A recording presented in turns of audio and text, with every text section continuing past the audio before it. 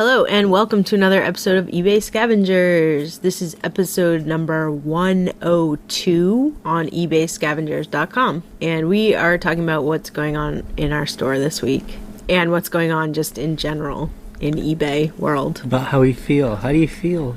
I feel good. We have a very high selling day today so far. Yeah, so this week has been really good for us. Our sales are back to where we like them to be. And, where we're making $300 plus a day. Yeah, that's ideal. Which is, a whole lot of money for us. And we're psyched. I mean, of course, we have costs and all that. But, I think that is a number we expect when we work hard and list as much as we do. Right. And so when it's low, it's a little bit like, what's going on? But, again, like we talk about week by week, there is no way for us to control our sales. Right. I have no idea why sales are better this past week than the week before. We can all guess, maybe a couple nice days of spring. I don't know. I have no idea. It's so random. Although I will say that we lost our top rated seller status this week. We were off by 1 percentage point. So we had it for 1 month. 0.01. 0.01. Yeah. So we had it for 1 month, and then we got dinged on shipping and handling charge. I don't know if other people deal with this, but we come in and out of top-rated seller status. It's a very stringent program, and one tiny little thing throws you off, and those dings that buyers will give you. They last for 90 days. Yeah, so 3 months. So, if you just get a couple bad dings, it kind of sticks. It's with you. But and I called eBay and asked them what I should do. You're laughing because it's good. I'm glad you do that. I talked to 3 different operators because they kept forwarding me to people. I'm not sure why, because they all said the exact same thing, which was, you should just change everything to free shipping. That was their answer, because then you get automatic 5 stars on shipping and handling. Which, whatever. Which I guess is true. But, yeah, it's fine. But. But if you're a seller, the top-rated seller status is cool because it gives you 20% discount on final value fees. Yeah. So it's for us, that can be, a couple $100. Other than that, it doesn't really seem to affect our sales. Yeah, really. Sales do not change, I don't think. So, but it's good to keep good its ratings. It's regardless. Yeah, absolutely. We try as hard as possible, as I explained to the eBay operators. Yeah, they did not care. But I think I just wanted to wrap up our thing about it's good sales this week. As we always say, you can't control when people buy. The only thing we can control is how much we list. And the reason why is people sometimes ask us, why do we care about having a big inventory? The thing about having a big inventory is that it kind of evens out our numbers. Some weeks are slow, some weeks are a lot, but over the average, they're good. Right, and that's what we look for. Yeah. Jay's the best at reminding me about that every single day, actually. Yeah. When I hear people and they're just dealing with, 200 things in their store, I get it. It might be because they're part-time, they don't have a lot of space, totally understood.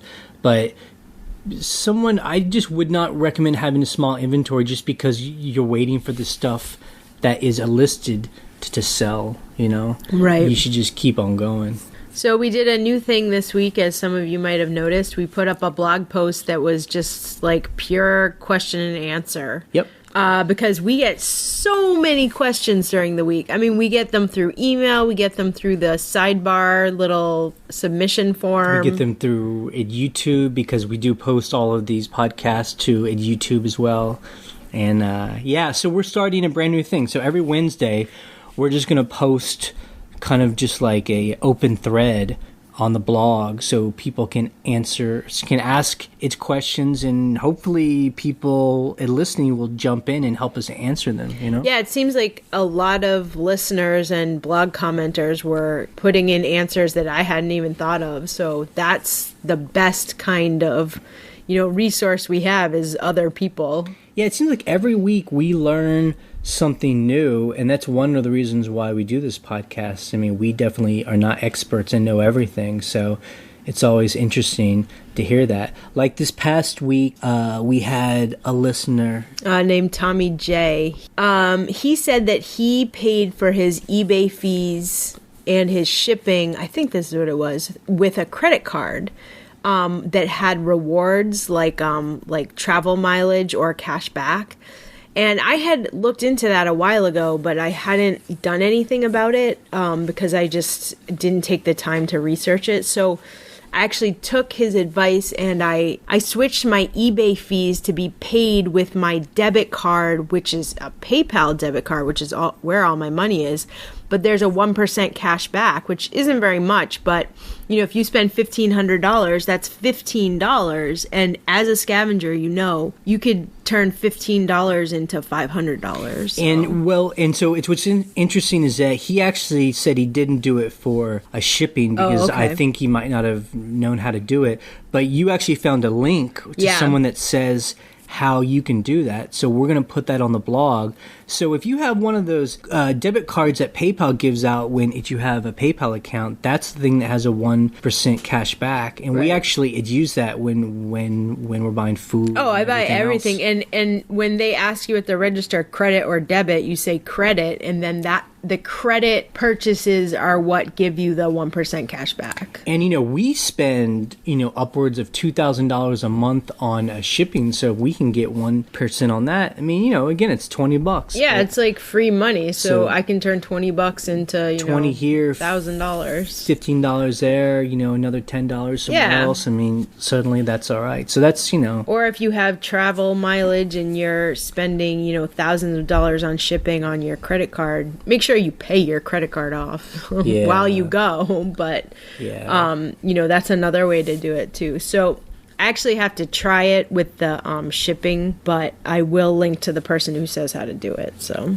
that's a cool tip that we that we learn ourselves. So every Wednesday, again, look out for that blog post, or we'll just have an open thread. And so if you're listening to this and brand new, we encourage you to ask questions on the blog, because we don't mind answering people's emails, but we sometimes get up to 10 to 15 emails a day, and it just gets it's a lot of time. I mean, obviously we're trying to list. It's time consuming, and the thing is, we actually do pretty much answer everyone because we like to not just be like a ghost here, but it's more fun when other people have suggestions. And as a community, we can answer them on the blog, and then those answers are always there. Exactly, and they get answered a lot faster. And other people probably have that same question, so we aren't having to answer the same thing again and again. So while I was listing this week, I listened to public radio. So I was listening to NPR. This guy who's an NPR producer also runs a blog called randomtape.com.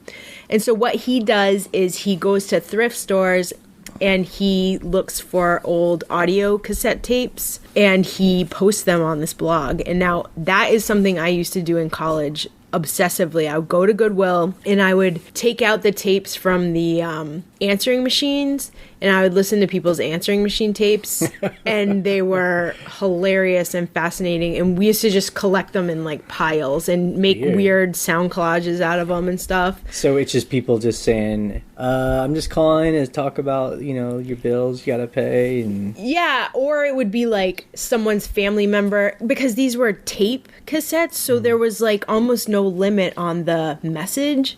So someone could leave like a 10-minute, very detailed answering machine message. Now, he doesn't always do answering machine tapes, but what I did want to mention too is that if you find old cassette tapes, people do buy them on eBay, because blank ones and ones with just random stuff on it. Yeah, because he actually said, I'll buy them at Goodwill, but I'll look for them online too. I guess it's like how we sell slides, where exactly the 35 millimeter slides that it's like a version of slides. So it's randomtape.com. It's a Tumblr blog, and I had fun listening to it. I thought it was amazing, cool art project. So if you find old cassette tapes, there are people out there looking for them. Hopefully it's okay for me to say this, but Breezy emailed us. Brianna, who we interviewed a couple weeks ago. And she said she went to an auction over the weekend to a local it's clothing store that was going out of business. And it sounds like one of those auctions we've been to. It's only happened a couple times. It's for us where you go to an auction. There's so much amazing stuff and very few people there interested in buying. And she said she bought out almost the entire place herself. And it had like Pendleton clothes with new with tags. I mean, she must have been in heaven. And she said she went all in and spent a couple $1,000s, which is a lot of money. But again, when you're in those auctions and things are happening, it's like you have to make that quick decision. Like, do I go all in here? Because it's a one-time only thing. And the good thing is Brianna knows her business well enough that she knows what that type of clothing at that quality, at that condition, which is brand new, will sell for.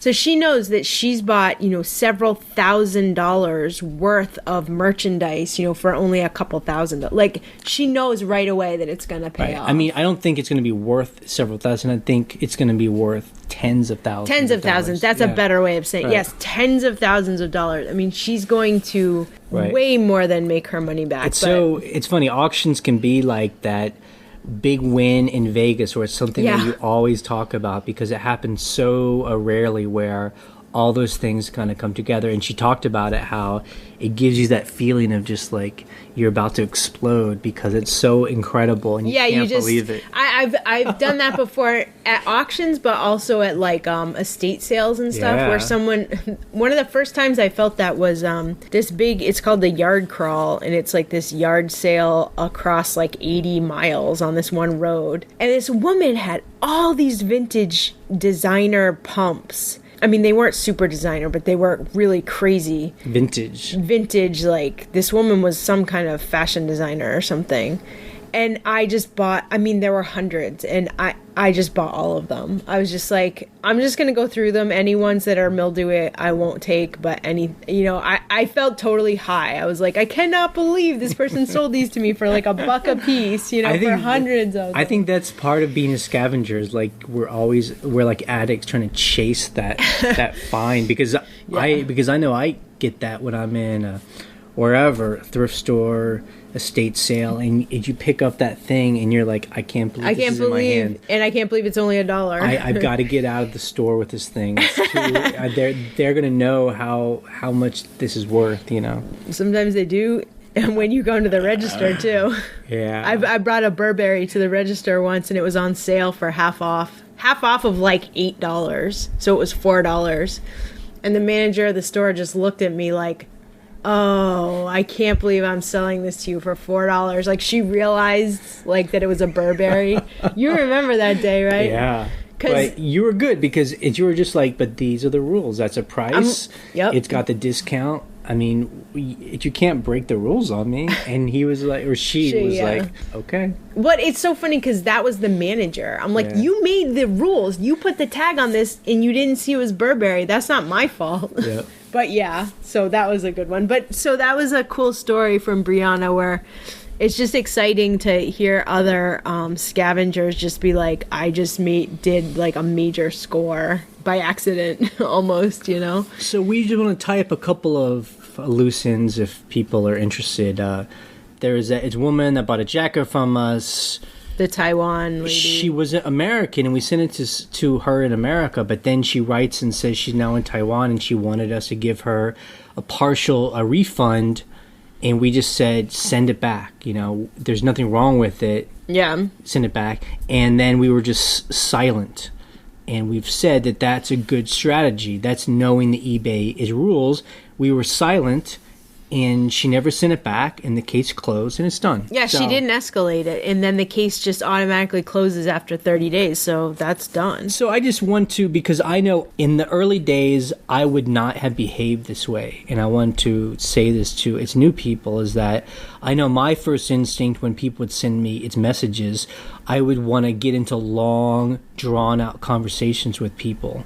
And often they became very personal and very emotional. And, nowadays we're very professional. We know the eBay rules, and we send very short business-like emails. Right. And sometimes silence is perfectly acceptable because we've said everything we're going to say. Right. Send it back to get its return or don't. And then that's it. Anything else, as they say, is just them talking. So. Right. I mean, for that situation, that's just how it had to go down. Right. So anyway, I just want to remind people, we're good sellers. We should all be good sellers, but sometimes not getting involved in long conversations is the best thing. So I want to preface this next item with the fact that I was talking to my mom yesterday, and she has a theory about why when someone asks you a question or sends you an offer about an item, that it'll sell to someone else like within a few minutes to an hour to one day, like something that, is so random in your store.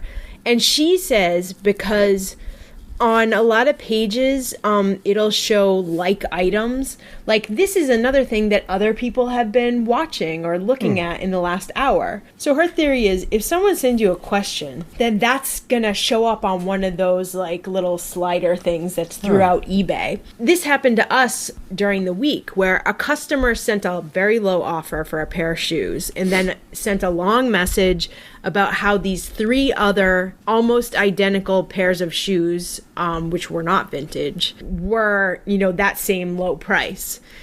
But he wanted our shoes to be that at price. Somebody else's price. Yeah.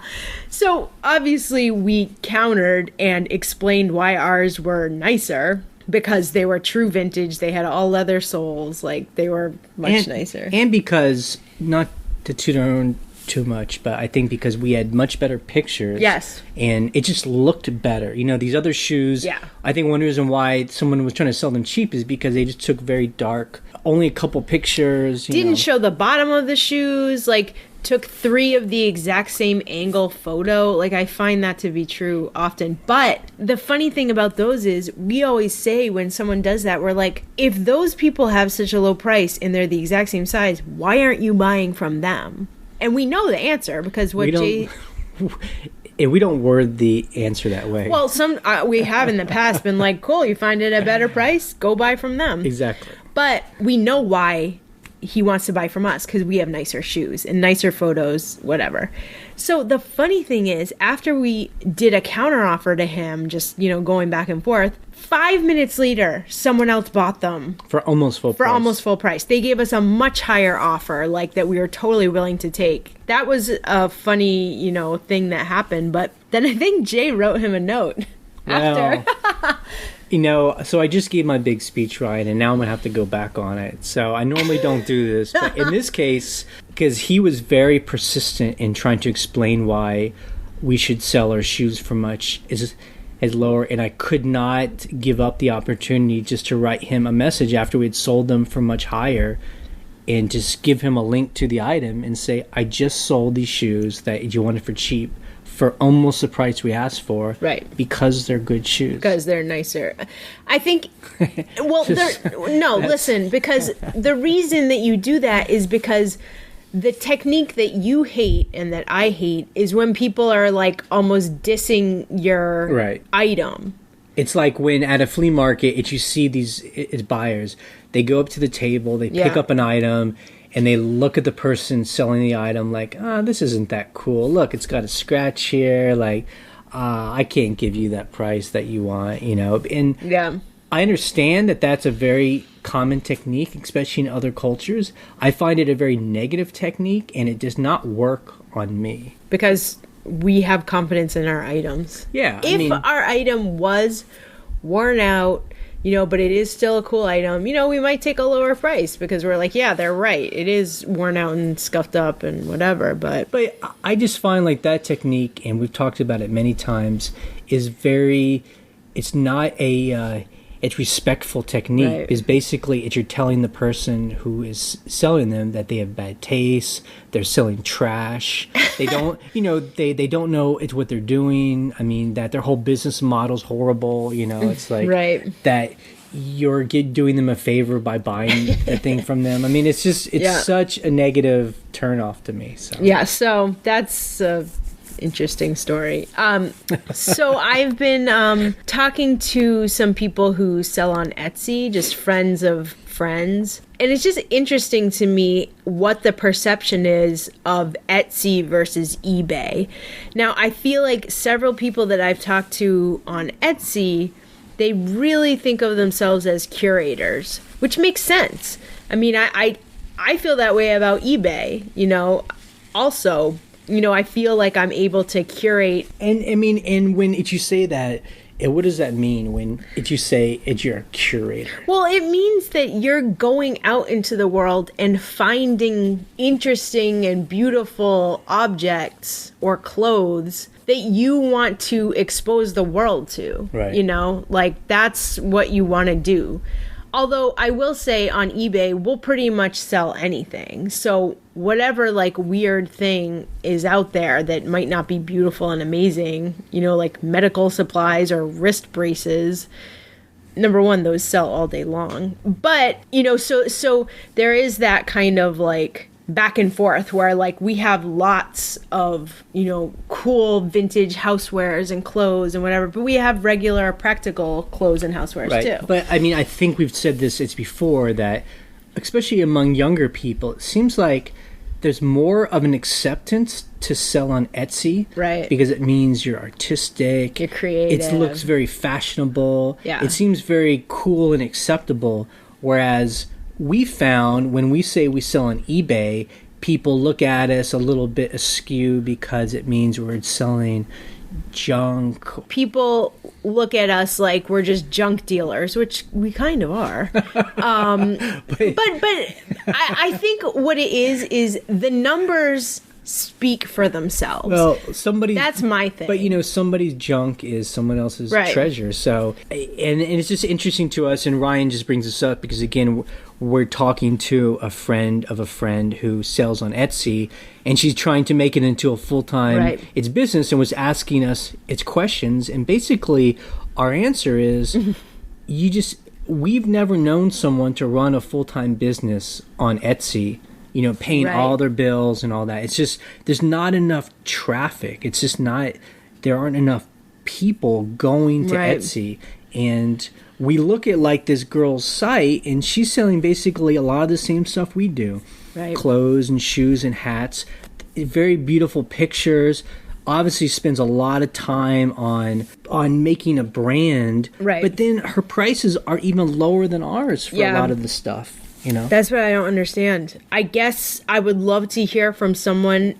Is there someone listening who sells full-time on Etsy and can show us the numbers? Because my thing with these people who are I'm a curator, I want to have beautiful things in the world and sell them. I'm like, cool. Can you pay your rent? Yeah. That's my question. Because if you think about it, if you're a buyer and I want to get a pair of Ferragamo shoes, really nice, I'm on the internet, I start doing searches, and I look on Etsy, I see a pair there, and they're X amount of dollars. I see a pair on eBay, X amount of dollars. I'm probably going to buy the ones, if everything's equal, that's cheaper. You know? Well, then they're not equal because one's cheaper, but yeah. Well, I mean, but if, the quality. The quality, and and the style. All that is cheaper. Yeah. So.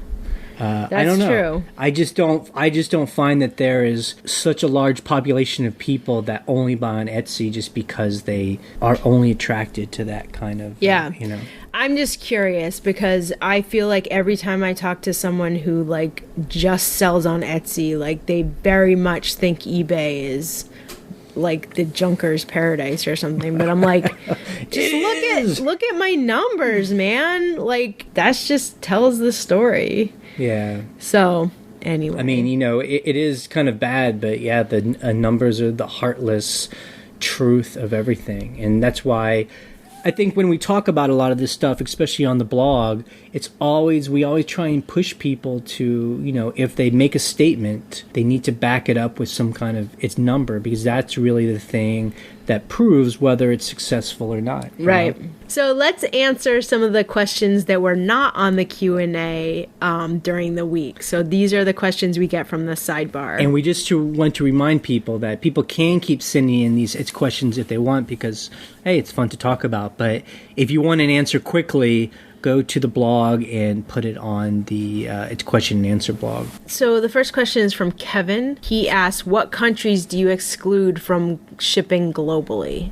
I exclude no countries. I have global shipping turned on, so if that country is not covered by global shipping, I have it default to priority mail. And that's it. Priority mail international to any country. Yeah, and I think that this is a good question, but we need to make clear why we ship everywhere. It's because if you're going global shipping or priority, there's full tracking on these items. Exactly. So they can't ever get lost, or if they get lost... hopefully you have insurance on it, right, and then you can, be backed up with insurance. But I feel people ask this question when you're sending things first class into a national that has no tracking on it, which means you can't put insurance on it. So it would be wise to think about what countries might lose items more than others. Right. But as we say, and it's coming from someone that was very skeptical of the global shipping program, I am now a true believer, and we will only ship that way or priority because of the insurance and we thought we would lose sales because of it, and I don't find that way at all. No, I think there might not be as many sales. I honestly do, but the problem is with first class shipping, buyers would almost always, after 2, 3, 4 weeks, say, I never got this. And then what do? You have to refund them, or you have to say, wait for 15 more days, get back to me, and then you have to refund them. And very often what happens is it gets to the country fast, right, but then it gets stuck in customs for 2, 3, 4 weeks, and there's no communication. Right. You can't tell. Global shipping fixes all of that, and I know it's more expensive, and I know people get angry about it, but you're guaranteed to get your item. It's nothing to get angry about. And if you don't get your item, you call eBay and get your money back. I mean, I don't see what else could happen. Okay, so our next question is from Tommy J. He's kind of new to the blog, but he's been selling for a while, and I've actually been talking to him just through email, and him and his wife do amazing sales, even though they work full time. I'm just always in awe of people that can juggle both those things. But he says he's been selling clothes and shoes and accessories for the past 12 years, and they know that and that world. Now he says he wants to open up and sell anything, and he's like, well, how do I learn what to sell and how much things are worth? Mm-hmm. I think the answer is just begin and trust your gut. So the way we did it was, and Mikey and Wendy taught us this, like you go to a yard sale, the prices are really low, so you can't really lose a lot of money, and buy things that look cool. Buy things that I might buy. Right. Because if I'm going to buy it, someone else might buy it. Yeah. And then we go home and it's research. The best thing is, and it's new people don't seem to get this into their head fast enough, look at completed items and sold items. So do a search, filter it for sold items, and it shows you what things sell for. Yeah. Yeah, I mean, I think it's good to, start small and cheap at yard sales. I mean, that's kind of what we did. Or go to auctions and buy $5 box lots and just see what's in there. I mean, that way, if you get something that, it's not worth that much, but you'll make your money back, that's fine, Yeah, I mean, like, that's how we got involved in art, is we would go to these yard sales and these auctions, and we'd see these these pieces of art, and we'd be so attracted to them, but we didn't know anything about it, and we just started to buy pieces and then research them and sell them, and then it's become kind of a nice part of our business now. Yeah, I love it. I mean, we sell so many kinds of like housewares and random vintage and antique items just because we saw them and thought they looked cool. Other people think so too. Okay, so the next question is from Paul. On a recent show, you said you list mostly using eBay. Do you still use Garage Sale to list? Now, I will say that it was Mikey and Wendy that used Garage Sale, so I've never actually used Garage Sale to list. So I only list through the eBay, on the browser. It's your mom does. Yeah, it's so funny because I was talking to my mom last night, and she's like, "I love garage sale." She's like teaching her husband how to use garage sale to do men's ties and like men's hats, which is so funny.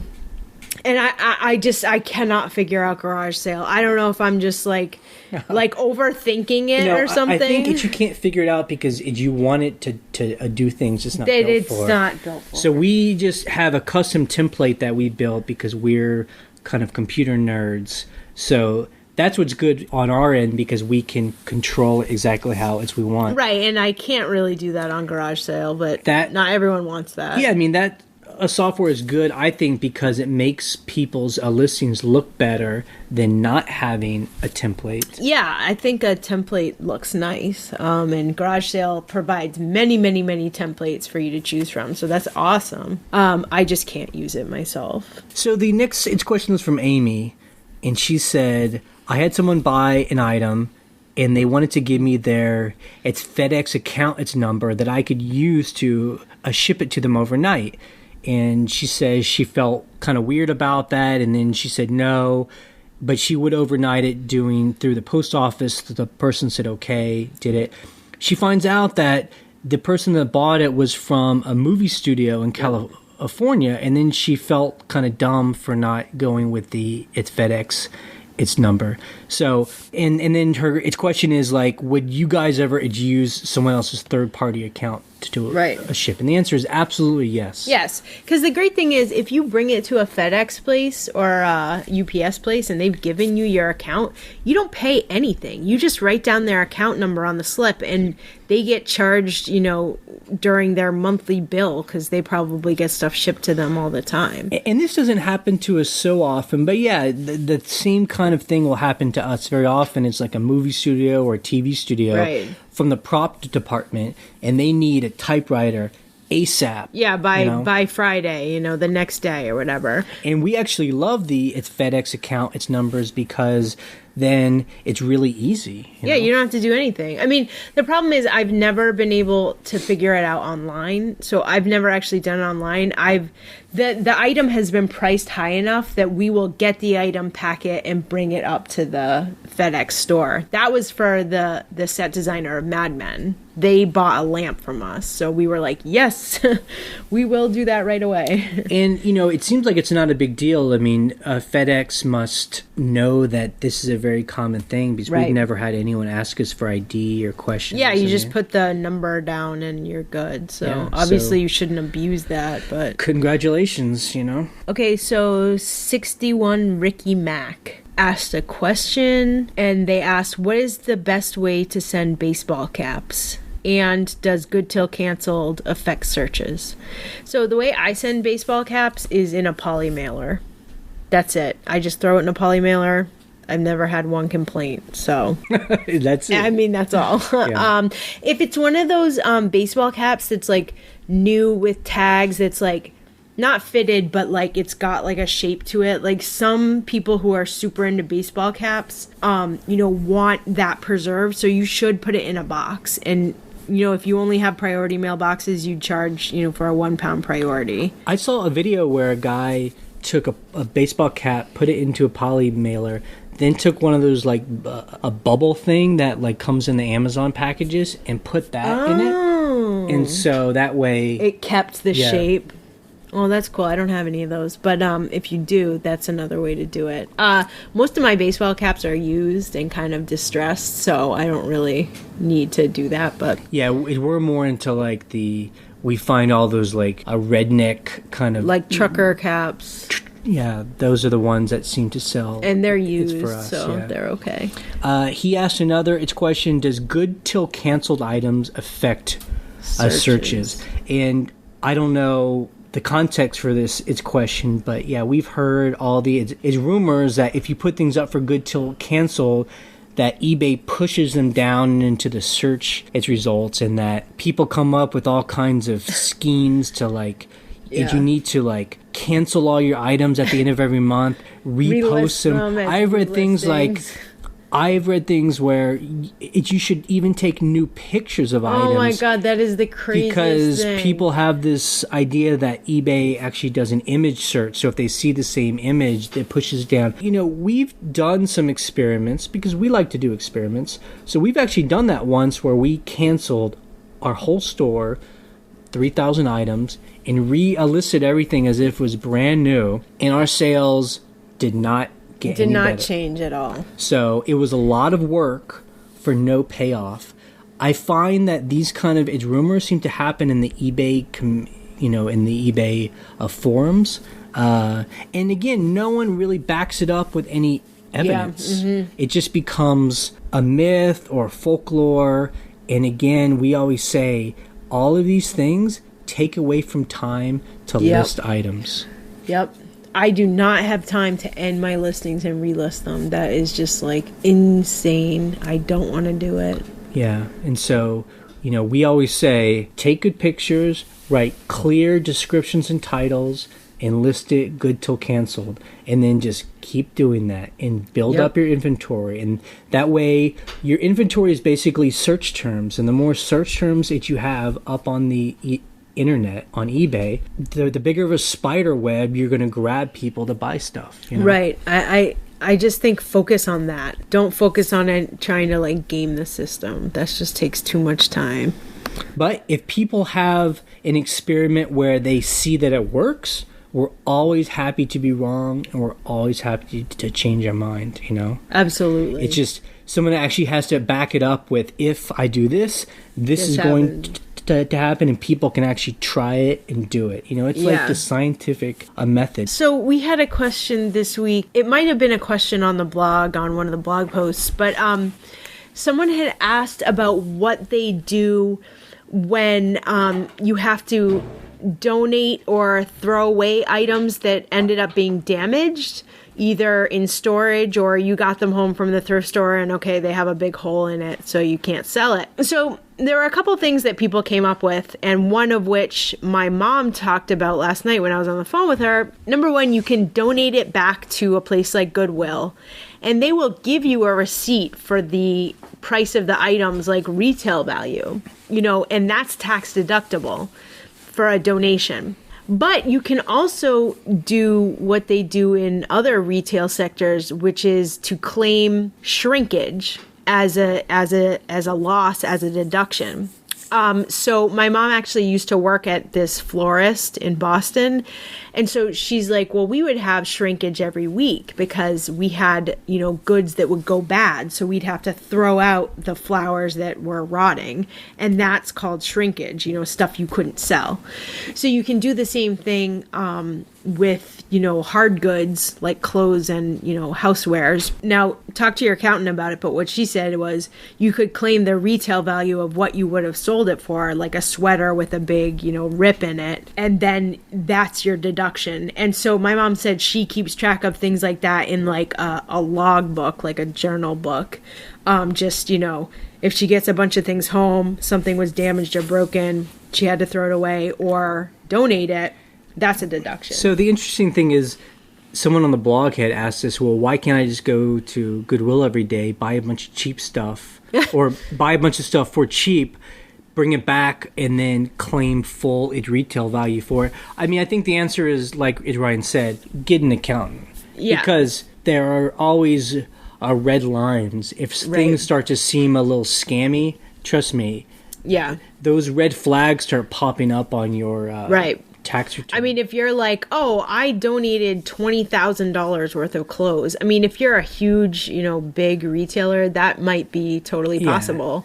But, for someone who makes, however much money a year on eBay, maybe they'd be like, what? But I think that's something interesting to think about, because if you're making over $20,000 a year on eBay, that's when PayPal pings the IRS to let them know how much you're actually making. And that's when you really need to start thinking about deductions. Yes. And this is just another way to do it. And we always say, better to pay the money to get a real accountant. Mm-hmm. We think it's worth it to get a real CPA accountant that you can sit down, that can do your personal and your business taxes and talk you through every aspect of it. Again, you should ask them about this. It's called shrinkage, or, how much you can donate per year of stuff that you couldn't sell.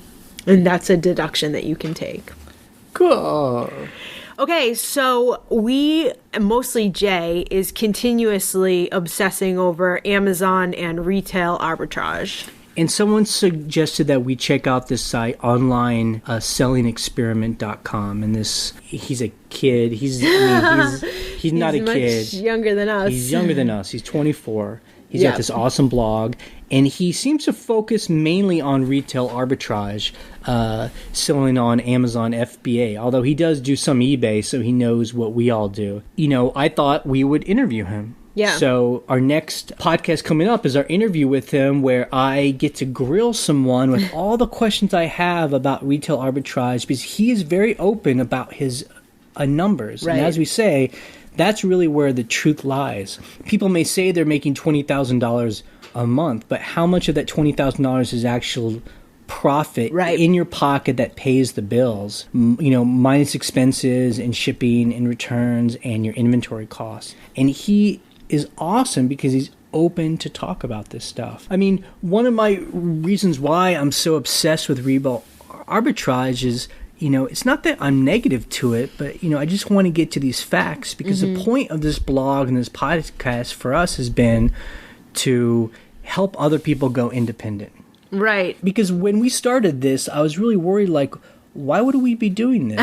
I mean, we aren't getting paid to do this, and we're telling people our secrets. Right. So aren't we making more competition for ourselves? That was the number one concern we had. Why start this podcast when we're just telling everybody what we do? So won't everybody want to do it? And Mikey is actually the one that talked us into it, or me into it, because he just said there's so much stuff out there that there's plenty for everyone. And I found a good quote online, and it's transparency is the key to a good culture.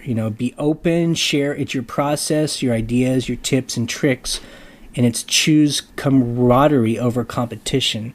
Yeah. And I think that, having done this blog for almost a year now has kind of proven that to be true, that, we really get a lot out of doing this podcast because we like the fact that there's a community.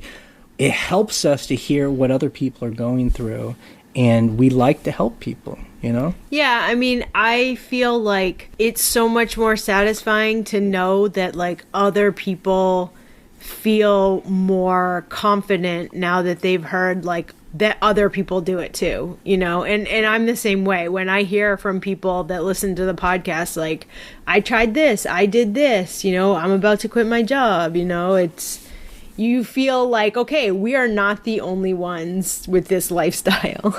And getting back to the whole reason why we wanted to do this next interview was because with the retail arbitrage, sometimes I feel that it feels very scammy. That's my perception. Doesn't mean it's true, but that's my perception. Because, when we wanted to go independent, Mikey and Wendy were big inspirations for us.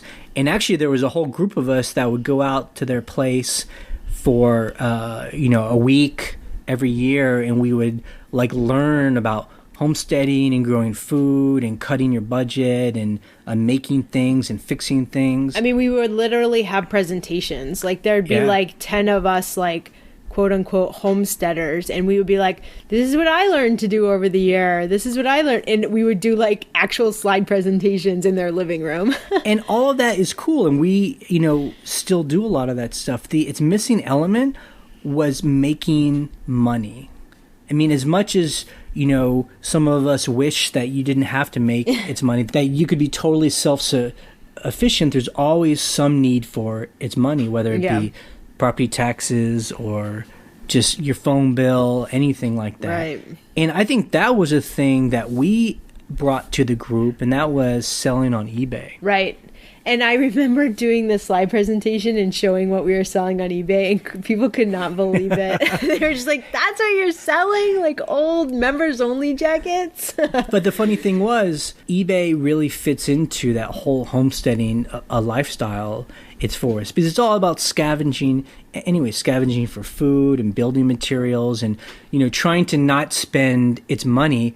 It's almost like, and I know people will laugh at this, but, if you read these stories of pioneers in early America where the land was so rich, they could go out and they could hunt and they could grow, and there was all the timber to build their houses. Like, the resources were so tremendous that they were living off the fat of the land. And I feel like we're almost doing that again, just in a different way. There's so much abundance in this country. Now it's like people call it junk, but there's just so much excess that we just go out into the world every day and you just find these things, I mean, I'm looking at my bookshelf of just a fraction of the stuff we have listed on eBay. And there's all this amazing stuff that we just found in our little town. This tiny little town. That people just didn't need or donated or got rid of or just wanted to sell for cheap. And so it's the same kind of way. So the thing with the retail arbitrage is I like for other people to be able to go independent. But when I see people get excited about retail arbitrage, I get worried that it might not be built on a solid foundation. So that's what my obsession is. And that's why I bombard people with its questions about its numbers, because if you're thinking about quitting your job, there's a lot of fear dealing with that. I mean, it is scary. When you quit your job, there's no more safety net, especially in America. I mean, we don't really have a safety net like other countries do. You really want to make sure when you make that choice that you're building it on a solid foundation. Right. So the next podcast is the interview with Ryan Grant, who is, he did quit his job to do Amazon full time, and he's doing great. And we asked him every question and concern and skeptical ideas we had, and it makes a little more sense now. But the funny thing is, it still takes a lot of work. Yeah, that's always the answer. That's what we always say. Thanks for listening and enjoy the next interview. Bye.